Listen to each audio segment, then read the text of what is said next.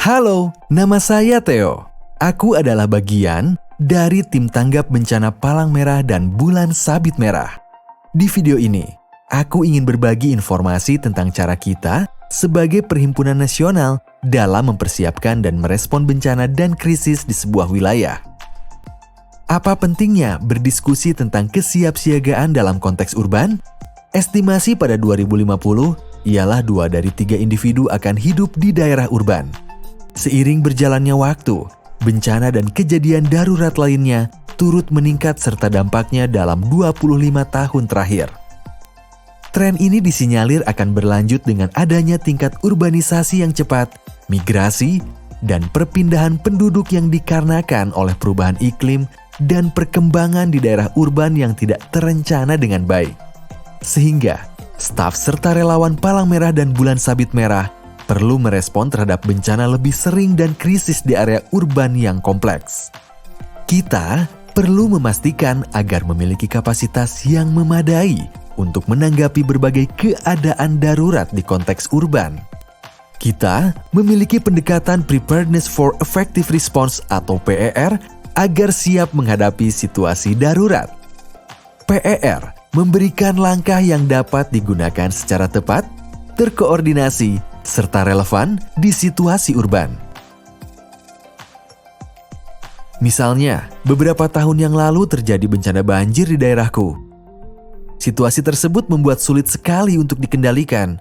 Akses kepada mereka yang paling membutuhkan terganggu karena jalur transportasi tidak dapat dilewati dan tidak ada jalur listrik yang memadai.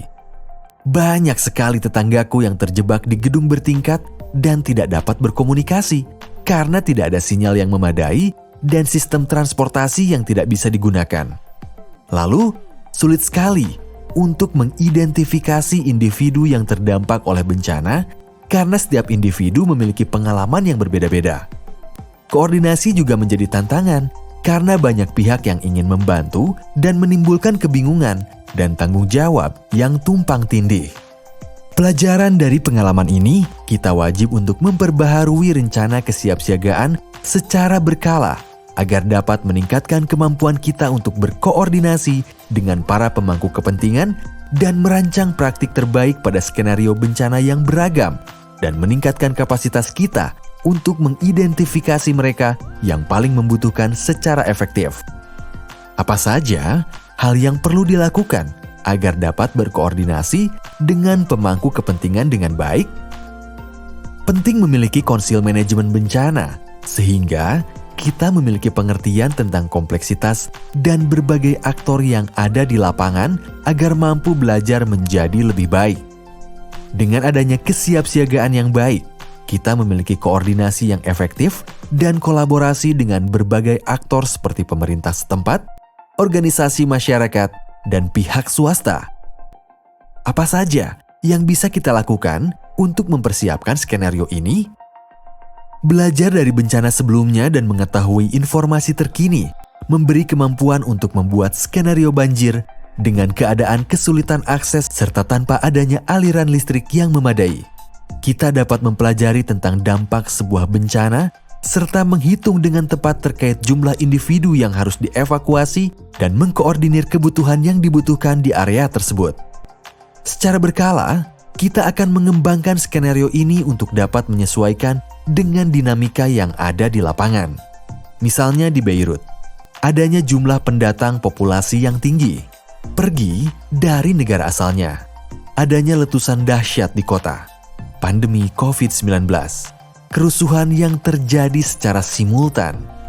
Dengan menggunakan simulasi, maka kita mampu mengantisipasi dampak, misalnya dengan melakukan perencanaan dan mendukung fasilitas evakuasi, menyalurkan pendanaan, dan menjalankan koordinasi dengan efektif. Bagaimana kita mampu meningkatkan proses seleksi kepada komunitas yang terdampak? Perlu diidentifikasi dan berkonsultasi secara inklusif di distrik yang memberikan kapasitas untuk mengetahui masyarakat paling rentan dan membutuhkan bantuan segera, seperti lansia, individu dengan disabilitas, kehilangan rumah, migran yang tidak terdokumentasi, dan anak-anak. Kita harus siap, dan bersama kita bisa.